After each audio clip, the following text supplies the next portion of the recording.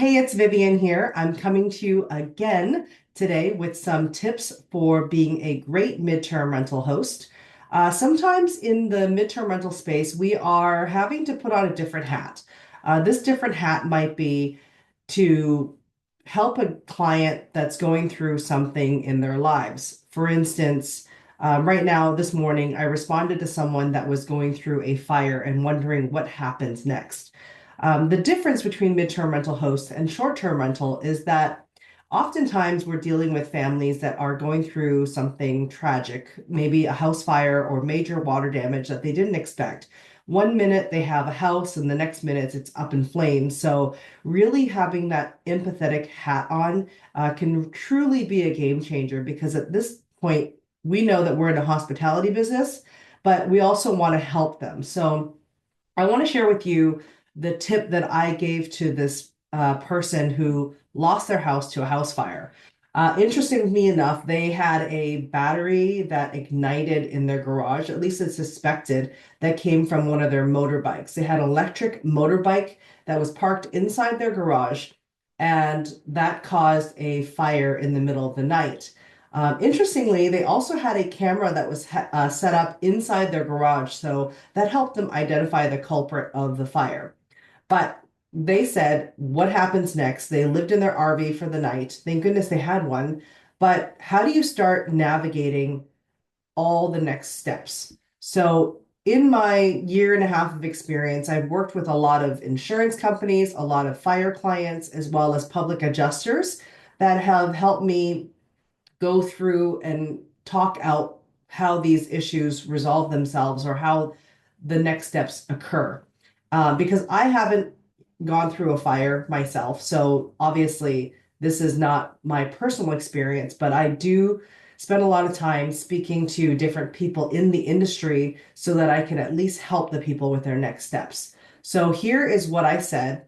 Of course, I said I'm sorry, and I know that this is a terrible accident, but let me see how I can help you. What usually happens next is if you're a homeowner, even a renter, hopefully a homeowner, call your insurance adjuster. Let them know what happened, that you be filing a claim. Then the next step is to go and pull out your insurance policy so that you have a full understanding of what your coverage is. So coverage A will tell you how much you have to rebuild and restore your home. This is the value of the rebuild less the land value. And then coverage B will tell you how much you have for other structures. Maybe you have a shed or a standalone garage. This will cover that. Next thing is coverage C, and this will help you with all the contents that were ruined.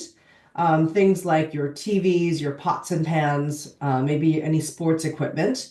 And then coverage D will tell you how much you have for additional living expenses. This will cover things like their hotel, laundromat, any pet daycare, maybe even their temporary housing if they need that. So that's where we come in. So the best thing also is to have them go and find all the photos that they have of their contents. And this could be family photos or photos that you've taken inside your home. I use an iPhone, so what I would do is I would plug in my address into the search bar and try to find photos where I've captured things like my TV, maybe things in the background, etc., and try to pull all those into a photo album.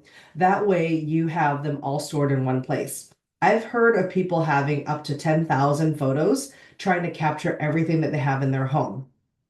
So I have a form that you can fill out that will help you navigate what all the things that you've lost. It's called a memory loss form. So you can just Google that and you should be able to find a copy.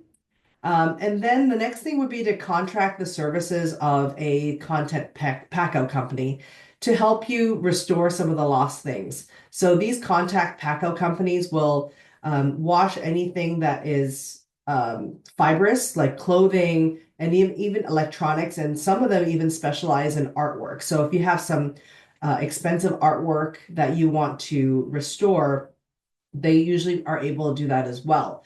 But before you contract any of these services, make sure you're staying close with your insurance adjuster, get pre-approvals for everything if you can, so that you're not out of pocket yourself.